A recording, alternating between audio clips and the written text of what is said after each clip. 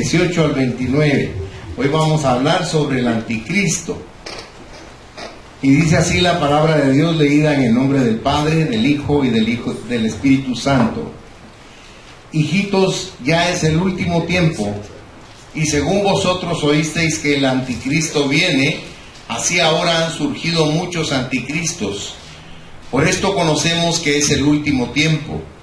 Salieron de nosotros, pero no eran de nosotros, porque si hubiesen sido de nosotros habrían permanecido con nosotros, pero salieron para que se manifestase que no todos son de nosotros. Pero vosotros tenéis la unción del Santo y conocéis todas las cosas. No se ha escrito como si ignoraseis la verdad, sino porque la conocéis, y porque ninguna mentira procede de la verdad. ¿Quién es el mentiroso sino el que niega que Jesús es el Cristo? Este es anticristo, el que niega al Padre y al Hijo. Todo aquel que niega al Hijo tampoco tiene al Padre. El que confiesa al Hijo tiene también al Padre. Lo que habéis oído desde el principio permanezca en vosotros.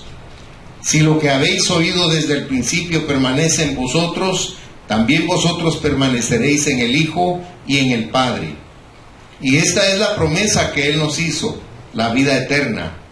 Os he escrito esto sobre los que os engañan, pero la unción que vosotros recibisteis de Él permanece en vosotros, y no tenéis necesidad de que nadie os enseñe, así como la unción misma os enseña todas las cosas, y es verdadera y no es mentira, según ella os ha enseñado, permaneced en Él.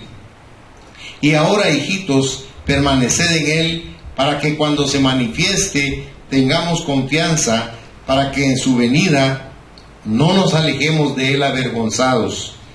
Si sabéis que Él es justo, sabed también que todo el que hace justicia es nacido de Él.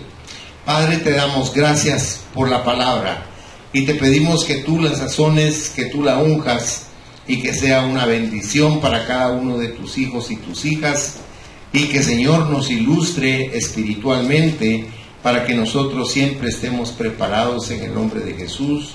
Amén. Pueden sentarse, mis amados hermanos.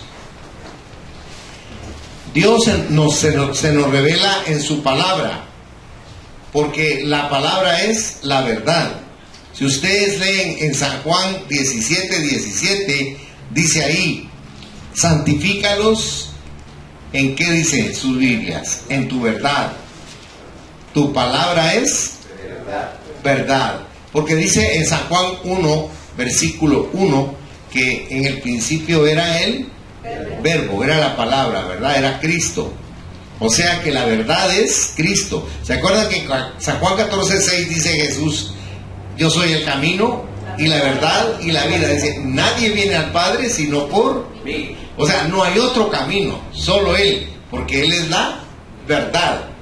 Cuando habla de la verdad, está hablándonos de que Él no es como el enemigo, que es el engañador.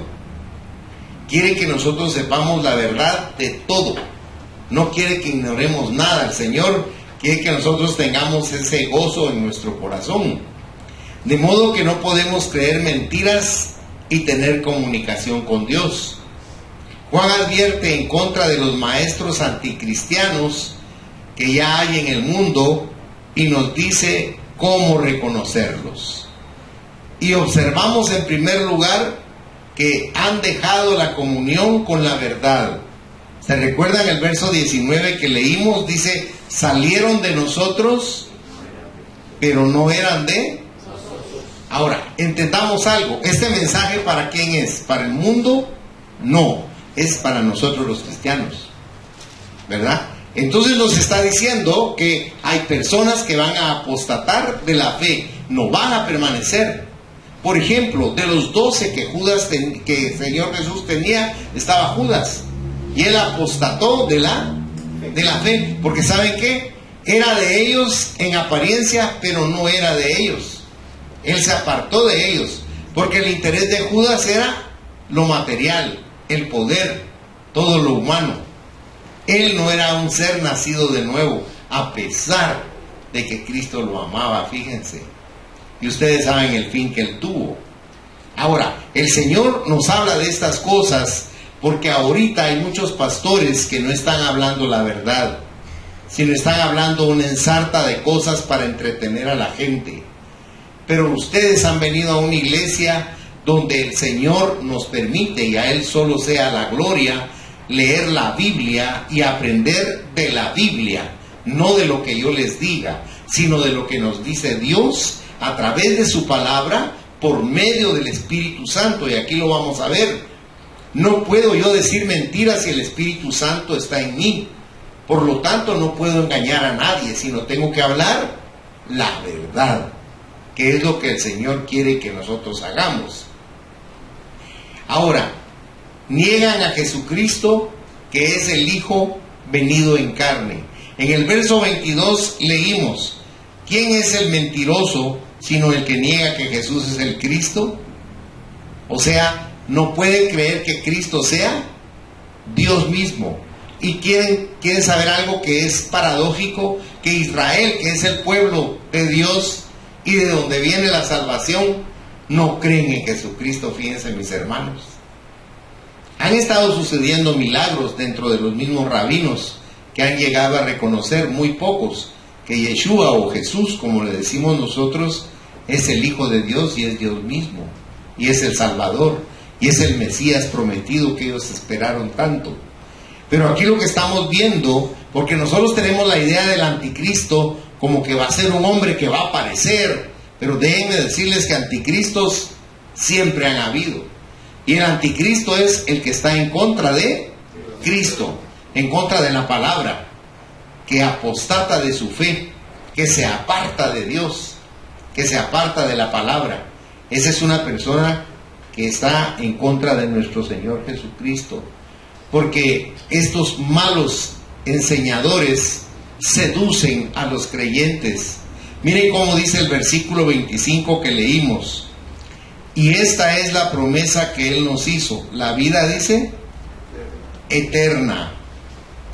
Porque la realidad es que el enemigo que nos ofrece solo cosas materiales, solo el gusto de la carne y del alma, pero Dios nos promete algo que es muchísimo más allá. La muerte es el paso para nosotros de liberación para alcanzar la vida eterna, que es la vida que nos debe interesar, porque esta vida que vivimos ahorita pasa, hermanos, y va a una velocidad vertiginosa. Miren ustedes su propia vida. Les aseguro que ustedes acaban de tener 20 años. Y miren cuántos tienen ahorita. ¿Se dan cuenta? O sea, el tiempo no se detiene, está caminando a una velocidad formidable. ¿Saben por qué? Porque esta vida no es lo importante. Lo importante es la vida eterna. Amén. Y Dios nos mandó a esta tierra a prepararnos para la vida eterna. Y eso es lo que no logramos comprender. La gente piensa que nos mandó aquí a ser felices. No, no nos mandó a ser felices. Fíjense que cuando un niño nace, Dios le borra la memoria para que no se recuerde de dónde viene.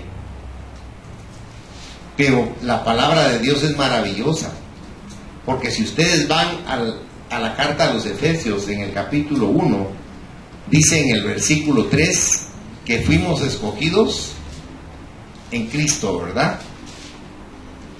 Y que fuimos benditos y ungidos desde antes de la fundación del mundo. O sea que nosotros ya existíamos antes que existiera el universo. Por eso cuando ustedes mueren, que le tienen terror a la muerte, todo el mundo le tiene horror a la muerte, pero ¿saben qué? La muerte es el paso para el cristiano de regresar a su origen, de regresar a casa, de volver a su lugar. Ahí vamos a regresar a nuestro lugar. Ahí vamos a volver al sitio del cual partimos para venir a esta tierra. Y nos vamos a asombrar que el tiempo en esta tierra fue sumamente breve. Miren, fíjense que yo tengo 70 años. Y el otro día estaba platicando yo con Dios y le decía: Señor, no puedo creer que ya tenga 70 años. Se pasaron y no me di cuenta. pero se fueron volando. Y platicando eso con mi suegra me dice, y yo ya tengo 92. Y no, yo sí me siento bien. Pero lo que sucede es que nosotros tenemos una óptica muy limitada. Por eso Dios quiere que nosotros abramos nuestros ojos espirituales, nuestra mente espiritual y nuestros oídos espirituales, para que podamos comprender lo que Él nos quiere decir en su palabra, porque Él nos quiere dar revelación en su palabra. Pero nosotros no la podemos entender si dejamos que nuestra mente natural sea la que la reciba. Por eso la fe es un ingrediente formidable para que ustedes puedan comprender lo que la Biblia dice. Por eso van a ver a muchísima gente que dice, es que yo he leído la Biblia pero no la entiendo. Y tienen razón, porque la Biblia no es para entenderse, la Biblia es revelada. Y se revela al espíritu de cada persona. Y por eso dentro de lo que vamos a ver aquí, vamos a ver eso también, que tenemos esa dicha. Porque Juan aquí está de acuerdo con el apóstol Pedro, que nos describe. Si ustedes van por favor a la primera epístola de Pedro, capítulo 2, del 4 al 10, dice, mire cómo dice Pedro, acercándonos a Él, o sea, está hablando de nuestro Señor Jesucristo, piedra viva, desechada ciertamente por los hombres. Cuando dice piedra viva, recuérdese que en toda la Biblia usted va a encontrar a Cristo definido como la roca, como la roca. Porque cuando habló con Pedro, cuando tuvo el diálogo con Pedro, le dijo, tú eres Pedro, o sea, tú eres piedra, le estaba diciendo él. Porque él no se llamaba Pedro, Cristo le puso Pedro, él se llamaba Simón, pero Cristo le dijo, te vas a llamar Pedro, que es piedra. Y le dijo, tú eres Pedro, y sobre esta roca, le dijo Cristo, edificaré mi iglesia. No la edificó sobre Pedro. Y la gente equivocadamente dice, es que Pedro fue el primero que estuvo en Roma. No, antes que Pedro llegó Pablo y fundó la iglesia cristiana de Roma. Posteriormente llegó Pedro. Pedro tenía un liderazgo que Cristo le dio, pero realmente no estaba creando en él lo que hicieron de él. Pedro era un pescador sencillo que se llenó de conocimiento y de sabiduría de lo alto. Por eso póngale atención a lo que él escribe aquí, porque uno se asombra de ver la forma en que él redacta, porque no estamos leyendo a alguien que fue a la universidad, estamos leyendo a un hombre que se ganaba la vida pescando, tomando en las redes peces. Él no fue a la universidad, no fue a la escuela. Claro que sabía leer y escribir y sabía hacer números porque era un negocio el que él tenía. Pero le estoy hablando de un hombre que no tenía una capacidad intelectual como para redactar esta carta. Y póngale atención a la carta y piense en ese pescador, porque dice, vosotros también, como piedras vivas, sed edificados como casa espiritual y sacerdocio santo, para ofrecer sacrificios espirituales aceptables a Dios por medio de Jesucristo. Por lo cual también contiene la Escritura, he aquí, pongo en Sión la principal piedra del ángulo, escogida, preciosa, y el que creyere en él no será avergonzado. Para vosotros, pues, los que creéis, él es precioso, pero para los que no creen, la piedra que los edificadores desecharon ha venido a ser la cabeza del ángulo, y piedra de tropiezo y roca que hace caer, porque tropiezan en la palabra, siendo desobedientes, a lo cual fueron también destinados.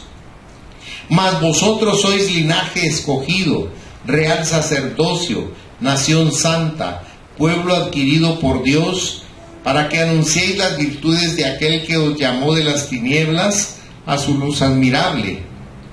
Vosotros que en otro tiempo no erais pueblo, pero ahora sois pueblo de Dios, que en otro tiempo no habíais alcanzado misericordia, pero ahora habéis alcanzado misericordia. Mire cómo están prácticamente coordinados Juan, que era un anciano, con Pedro, que había escrito esta carta mucho antes.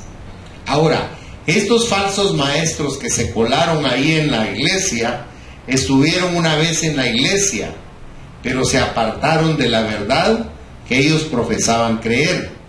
Por eso tenemos que buscar a nuestro guía. Y para eso yo le quisiera pedir que fuera en su Biblia a San Juan capítulo 16 y lea conmigo el versículo 13. Porque yo quiero que usted comprenda que usted no está solo, sino que cuando usted lee con devoción, con fervor su Biblia, el que lo guía es el Espíritu Santo. Por eso dice ahí: pero cuando venga el Espíritu de verdad, Él os guiará. ¿A dónde dice su Biblia? A toda la verdad. Ya se fijaron, no va a quedar nada de Cristo que no sepamos, porque no hablará por su propia cuenta, sino que hablará todo lo que oyere y os hará saber las cosas que han de venir. Note que está diciendo que Dios nos va a revelar a nosotros las cosas que van a suceder después. Mire, yo le quisiera explicar algo. En el Antiguo Testamento existe una especie de apocalipsis, o sea, de revelación de Dios. Ese es el libro de Daniel. Si usted por favor fuera en el libro de Daniel al capítulo 12, si fuera tan bondadoso, porque aquí Daniel está viendo de atrás para adelante y él está tratando de darnos una enseñanza para que nosotros podamos comprender qué es lo que está pasando en nuestro tiempo. Porque a pesar de que sabemos las cosas de la palabra, dudamos y no creemos profundamente. Mire cómo dice en el versículo 2: y muchos de los que duermen en el polvo de la tierra serán despertados, unos para vida eterna y otros para vergüenza y confusión perpetua. ¿De qué está hablando ahí Daniel? Del rapto, ¿verdad? Ahí nos está hablando del rapto. Ahora, mire el versículo 3. Los entendidos. ¿Quiénes son los entendidos? Nosotros. ¿Por qué? ¿Porque somos más inteligentes? No, porque el Espíritu Santo es el que nos guía a toda la verdad. Ahora, ¿por qué nos guía la verdad? Para que no nos vayamos hacia la mentira o hacia el engaño, para que conozcamos la verdad, para que estemos en armonía con Dios. Entonces dice el verso 3: los entendidos resplandecerán como el resplandor del firmamento. Mire cómo está hablando de nosotros, porque ¿qué dijo Cristo que usted y yo éramos? Vosotros sois la, ¿qué dijo? La luz del mundo. ¿Ya se fijó? ¿Cómo está profetizando aquí Daniel eso? Porque dice, como el resplandor del firmamento, y los que enseñan la justicia a la multitud, como las estrellas a perpetua eternidad. Mire cómo bendice él a la persona que enseña. Verso 4: pero tú, Daniel, cierra las palabras y sella el libro hasta el tiempo de, ¿qué dice su Biblia? El fin. Póngale atención. Muchos correrán de aquí para allá y la ciencia se aumentará. Fíjese pues, ¿cómo vivimos diariamente nosotros? Corriendo. Mire y se va a dar cuenta que no le alcanza el día para todas las cosas que tiene que hacer, porque vivimos corriendo, tal y como le está profetizando ahí Daniel. Y la ciencia, ya se aumentó la ciencia. ¿Sabe que han inventado unas maquinitas infinitesimales que le meten a usted ahora en la sangre para que su sangre tenga un efecto especial en ciertas enfermedades? O sea, la ciencia se ha aumentado realmente. Mire cómo podemos ver otros planetas que jamás hubiésemos podido ver nosotros. Mire cómo podemos ver Júpiter. El Voyager hace muchísimos años, hace décadas, mostró cómo un aerolito, se llamaba Shoemaker, Zapatero, chocó contra ese aerolito. ¿Sabe que pero ese aerolito chocó contra Júpiter, ¿sabe de qué tamaño era el hoyo? Del diámetro de la Tierra. O sea, imagínense que le hubiera dado a la Tierra, ya no estaríamos aquí, pues, ¿verdad? Pero note cómo la ciencia pudo ver eso. Ahora ve más. Si usted se mete a internet, usted puede ver constelaciones que jamás nadie hubiera podido ver por los grandes telescopios que están flotando en el espacio y que nos están enviando toda esa información. O sea, note que no solo en ese campo, sino en todos los campos se está la ciencia aumentando. Dice, y la ciencia se aumentará. Los ferrocarriles más rápidos del mundo son los japoneses. Usan un riel, pero ya no usan las ruedas que se friccionan contra el riel, sino lo que usan es magnetismo. Entonces la rueda no toca prácticamente el riel, sino que va como en el aire, a milímetros si usted quiere, pero va en el aire. Imagínense el peso que tiene un vagón de tren, y van a velocidades de 400 kilómetros por hora o más, pero ya no tocan. O sea, estoy tratando de decirle cosas que usted sabe. O sea, lo que estoy tratando yo de hacer es que usted entienda cómo Daniel nos pudo revelar eso, esas cosas que están sucediendo. Ahora, ¿por qué razón me esfuerzo en que usted lo crea? Por una razón. Póngale atención a ese verso. Pero tú, Daniel, cierra las palabras y sella el que dice ahí. El libro. ¿Qué libro? Lo que usted y yo estamos comprendiendo ahorita de la palabra de Dios, ellos por siglos, por milenios, no lo entendieron. Pero nosotros sí lo entendemos. ¿Por qué? ¿Cómo dice ahí la profecía del versículo 4? Para el tiempo del fin. Pero si usted se recuerda, dice ahí, los entendidos entenderán. Porque entonces el Señor aquí lo que ha hecho es quitar el sello del libro para que usted y yo podamos entenderlo. Lo que usted y yo estamos hablando, hace 500 años nadie lo hablaba, y si hubiera habido alguien que lo hablara, lo hubieran quemado en la hoguera. Porque hasta ahora es el tiempo del fin y el Señor nos está dando la revelación. Por eso es que el que nos guía a entender estas cosas se llama Espíritu Santo.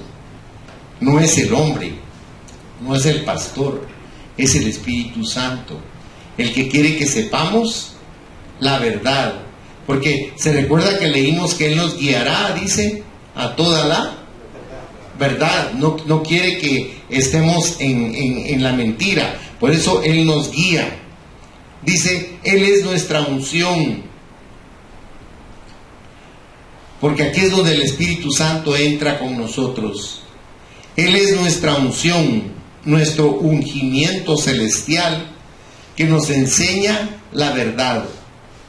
El Espíritu de Dios usa la palabra inspirada para comunicarnos la verdad de Dios. Porque se dio cuenta lo que dice en el verso 20 que leímos anteriormente. Dice, pero vosotros tenéis, ¿qué dice ahí? La unción del Santo. ¿Y qué más dice? Mírenlo en su Biblia.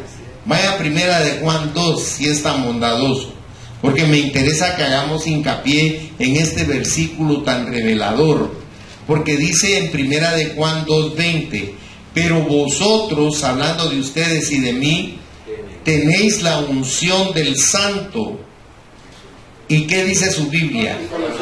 Y conocéis, ¿qué dice? Dice que todo es un absoluto. Ahora yo le pregunto a usted, ¿conocen ustedes todas las cosas? Me van a decir no.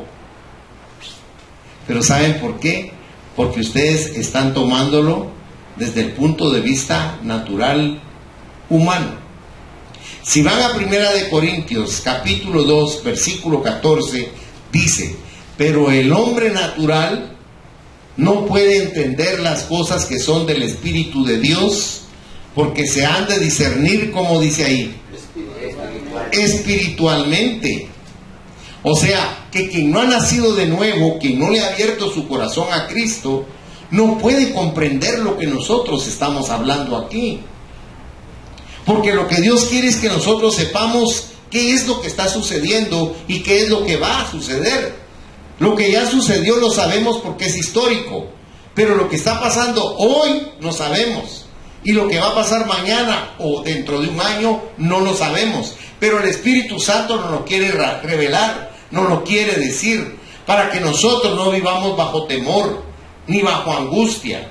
Mire, por favor vaya a Apocalipsis capítulo 1 versículo 1 y póngale atención, si es tan bondadoso, a lo que nos dice Jesucristo en ese versículo, porque es importante que usted viva su vida lleno de paz y lleno de fortaleza y lleno de esperanza, no que viva una vida a medias y una vida llena de intranquilidad y de temor. Por favor, mire cómo dice la revelación de quién dice ahí su Biblia. Note que el que está revelando es Jesucristo, es Dios mismo.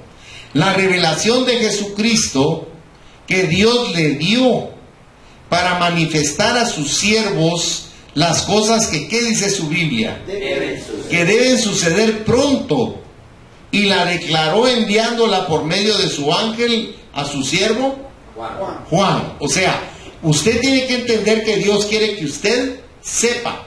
Dios no quiere que ustedes estén en ignorancia. Dios quiere que ustedes tengan conocimiento, pero no un conocimiento envanecedor, sino un conocimiento productivo espiritualmente, para que ustedes vivan la vida diferente como la han vivido todo el tiempo. Ustedes han vivido un círculo de vida, no rompen ese círculo, hacen lo mismo todos los días, viven lo mismo todos los días, se enojan por las mismas cosas, se alegran por las mismas cosas. Pero cuando ustedes rompan ese círculo y permitan que el poder del Espíritu Santo llene el espíritu de ustedes, entonces se van a iluminar. A eso se le llama ser iluminado, porque se van a dar cuenta de que ustedes realmente, con todo respeto, no han vivido, sino que han sobrevivido nada más. Pero cuando ustedes tengan el conocimiento, cada día va a ser como una flor que se abre y que llena de perfume sus existencias, y que los llena de esperanzas, y que los llena de paz y de tranquilidad.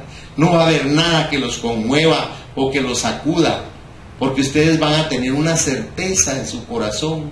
Ya no van a haber temores, angustias, afanes, inseguridades, miedos. Eso ya no va a existir en ustedes, porque la luz poderosa de Dios va a estar tan metida en su espíritu que ustedes van a decir: yo no puedo tener miedo. ¿Por qué? Porque amo a Dios y Dios me ama a mí. Entonces el miedo no puede estar en mí. Mírenlo conmigo, por favor. Primera carta de Juan, nuevamente, acompáñenme ahí. Capítulo 5, versículo 18. Mírenlo rápidamente ahí conmigo, porque me interesa que usted sepa que Dios quiere que usted viva victorioso, no temeroso.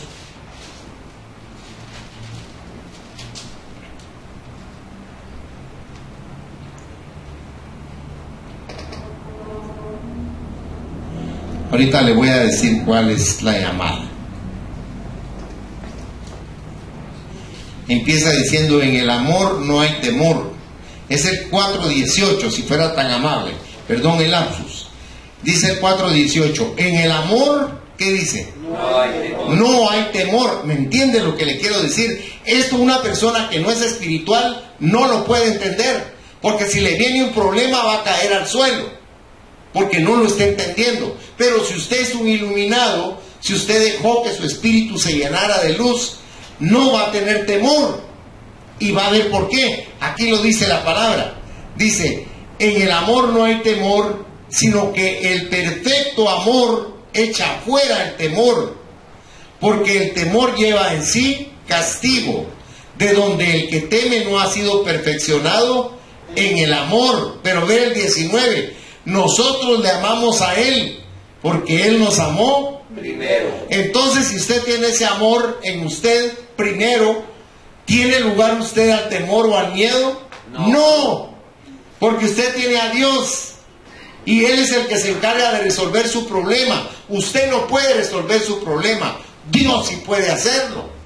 Y eso es lo que nos falta creer a nosotros. Porque nosotros nos volvimos religiosos. Nos volvimos personas rutinarias. Nos volvimos personas que nos acostumbramos a seguir un rito. Pero la palabra de Dios nos sacude. Y lo que trata de hacer es sacudirnos todas esas cosas que nosotros tenemos, por las cuales no creemos, por las cuales vivimos vidas infelices. Pero cuando dejemos entrar el poder de Dios en nuestra vida, vamos a ser más que, ¿qué dice Pablo? Vencedores. Más que vencedores. Más que vencedores. Yo no le estoy mintiendo, ni lo estoy inventando. Por favor, vaya a Romanos. Perdone que le robe un momentito de tiempo. Romanos capítulo 8, por favor. Mire lo que dice aquí la palabra, si es tan amable, porque yo quiero que usted salga de aquí convencido de que usted es un hijo o una hija de Dios, protegido, guardado y cubierto por el poder de Él. Mire lo que dice aquí, verso 28. Y sabemos que a los que aman a Dios, todas las cosas les ayudan a bien, esto es, a los que conforme a su propósito son llamados. Porque a los que antes conoció, también los predestinó para que fuesen hechos conforme a la imagen de su Hijo, para que Él sea el primogénito entre muchos hermanos. Y a los que predestinó, a estos también llamó. Y a los que llamó, a estos también justificó. Y a los que justificó, a estos también, ¿qué dice la Biblia? Gloria. Mire, usted está glorificado y no lo sabe. Usted está justificado y no lo sabe. Ahora, mire lo que sigue diciendo. ¿Qué pues diremos a esto? Si Dios es por nosotros, ¿qué dice su Biblia? ¿Quién contra nosotros?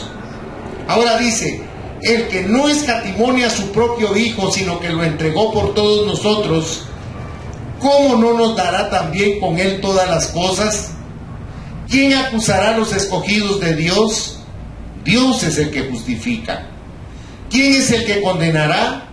Cristo es el que murió, más aún, el que también resucitó, el que además está sentado a la diestra de Dios, el que también intercede por nosotros. ¿Quién nos separará del amor de Cristo? ¿Tribulación, o angustia, o persecución, o hambre, o desnudez, o peligro, o espada, o la suegra? Como está escrito, por causa de ti, ¿qué dice su Biblia? Somos muertos todo el tiempo.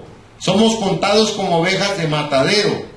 Antes, en todas estas cosas, somos más que vencedores por medio de aquel que nos amó, por lo cual estoy seguro que ni la muerte, ni la vida, ni ángeles, ni principados, ni potestades, ni lo presente, ni lo porvenir, ni lo alto, ni lo profundo, ni ninguna otra cosa creada nos podrá separar del amor de Dios que es en Cristo Jesús, Señor nuestro. Entonces aquí confirma que el amor de Dios en nosotros nos hace invulnerables a que las cosas y los problemas nos roben el gozo, porque el gozo viene de Dios, y lo que Dios les da a ustedes, el mundo no se los puede quitar, porque eso viene de Dios, hermanos, viene del Todopoderoso.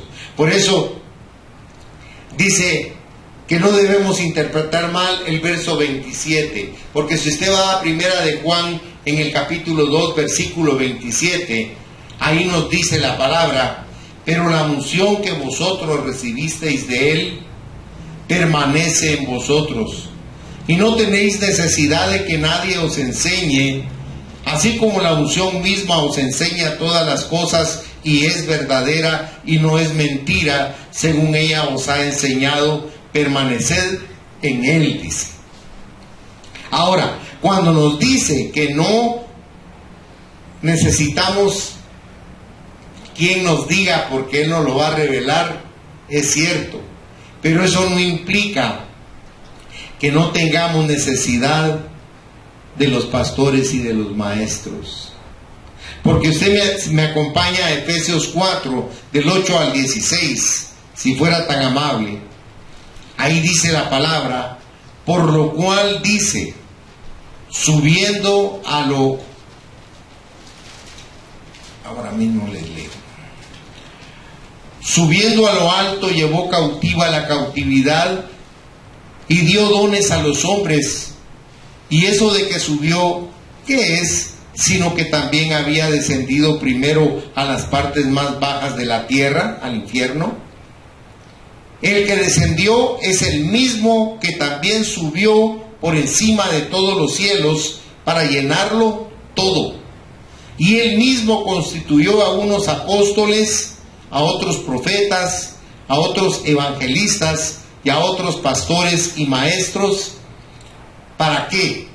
Dice, a fin de perfeccionar a los santos para la obra del ministerio, para la edificación del cuerpo de Cristo, hasta que todos lleguemos a la unidad de la fe y del conocimiento del Hijo de Dios, a un varón perfecto, a la medida de la estatura de la plenitud de Cristo, para que ya no seamos niños fluctuantes, llevados por doquiera de todo viento de doctrina, por estratagema de hombres, que para engañar emplean con astucia las artimañas del error, sino que siguiendo la verdad en amor, crezcamos en todo en aquel que es la cabeza, esto es Cristo, de quien todo el cuerpo, bien concertado y unido entre sí por todas las coyunturas que se ayudan mutuamente, según la actividad propia de cada miembro, recibe su crecimiento para ir edificándose en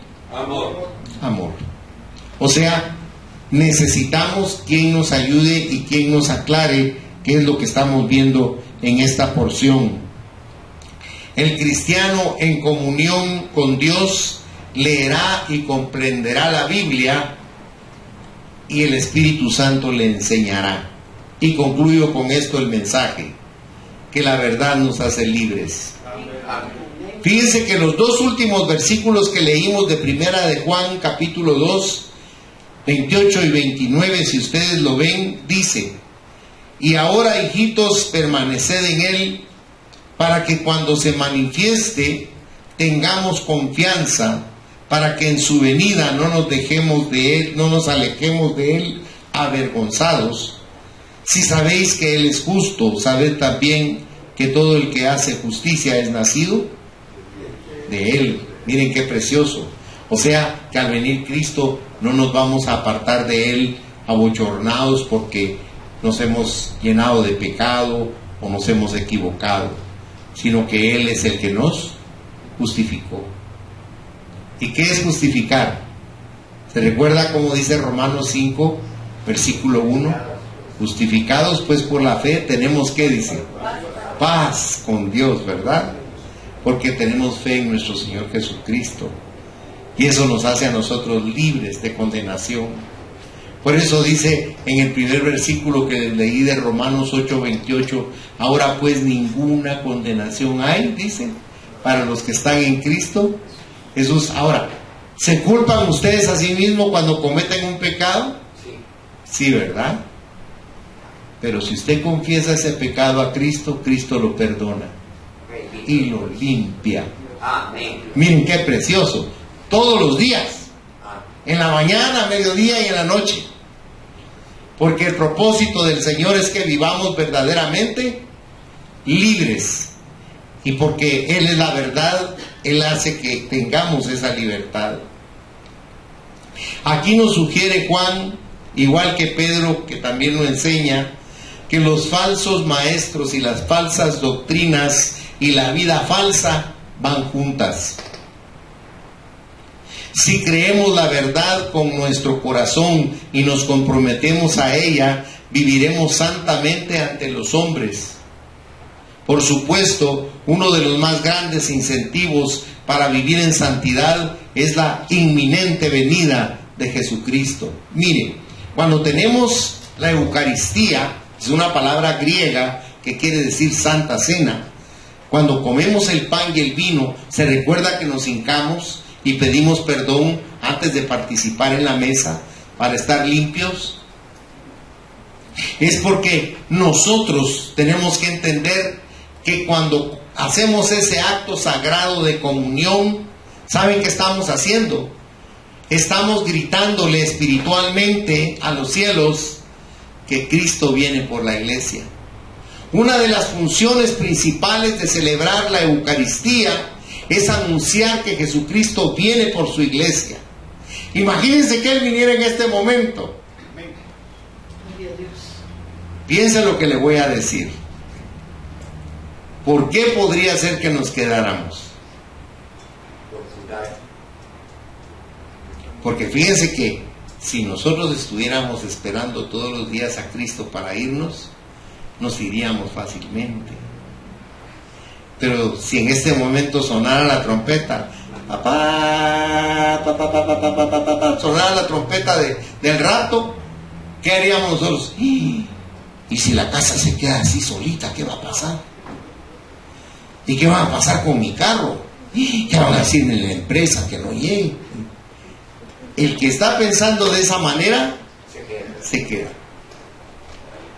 Si usted oye la trompeta, porque mire, Dios es bueno, dice que se va a oír primero que voz, trompeta, voz de arcángel, voz de mando, para que nos salgamos de este entorno y digamos, me quiero ir. Olvídese de su esposo o de su esposa, porque la salvación es personal. Usted no le puede decir a su hijo, agárrate bien de mí, mi hijo, así nos vamos juntos. No. Él se va a ir, si usted es posible que se quede, él se va a ir, el niño. Entonces, cuando venga el momento del rapto, usted tiene que entender, al oír la trompeta, me voy, me quiero ir. Porque si se queda, se va a quedar a una tribulación que dice Jesucristo en Mateo 24 y 25, que nunca ha sucedido sobre la tierra. Dice que va a ser algo tan terrible que nunca lo ha conocido el hombre. Y Él dice que no quiere que ninguno se quede en la gran tribulación, sino quiere que todos nos vayamos, para que no estemos bajo el poder del anticristo. Por eso, si oyen la voz de Dios, si oyen la trompeta de Dios, si oyen la voz de arcángel, anhelen irse con Él. Amén. Lo único que se va a quedar es la cadenita de oro. Cierre sus ojos, mis hermanos. Amado Padre Celestial, ¿cómo te agradecemos tu palabra, Señor? Como te digo, Pedro, ¿a quién iremos si solo tú tienes palabras de vida eterna para nosotros? En esta noche, Padre, yo te suplico por esos cristianos que no han permanecido en ti, Señor, que se han apartado al mundo, que han buscado en el mundo compañerismo con el mal. Y yo te pido, Señor, que toque sus corazones para que vuelvan a ti y para que no se avergüencen cuando tú regreses, sino que nos acerquemos con toda confianza a ti, con toda la paz en nuestro corazón y con todo el gozo en nuestro espíritu. Yo te quiero suplicar que en esta noche tú bendigas a cada uno de los presentes. Señor, yo te imploro que descienda una unción sobrenatural en esta noche y que cada persona en este lugar reciba ese óleo, reciba ese aceite, reciba al Espíritu Santo, cubriéndolo desde su cabeza hasta la planta de sus pies, como el óleo santo descendía desde la cabeza y la barba de Aarón hasta sus pies. Así te pido, Espíritu Santo, que unjas a este pueblo tuyo, que está aquí en esta noche, con el vehemente, con el deseo ferviente de estar unido a ti, de conocerte cada día más, de confiar más en ti, de tener un tipo de vida diferente, una vida plena, una vida potencial, una vida revolucionada, una vida transformada por el poder de tu amor. para que vivan confiados, para que vivan reposados en ti, para que sepan que tú los guardas, los cuidas, los levantas, los sanas de enfermedades, para que sepan que tú los amas intensamente como nadie los ha podido amar nunca. Gracias, Jesús, porque lo demostraste en la cruz del Calvario al morir por cada uno de nosotros y resucitar al tercer día y estar sentado a la diestra del Padre para llenarnos de esperanza y de bien al saber que en ti no morimos, sino que pasamos de muerte a vida. Por eso te pido que la bendición del Padre, del Hijo y del Espíritu Santo se derrame en abundancia en cada uno de mis hermanos y hermanas, en el nombre de Jesús. Amén, Señor, y amén. Que el Señor los bendiga ricamente, mis hermanos.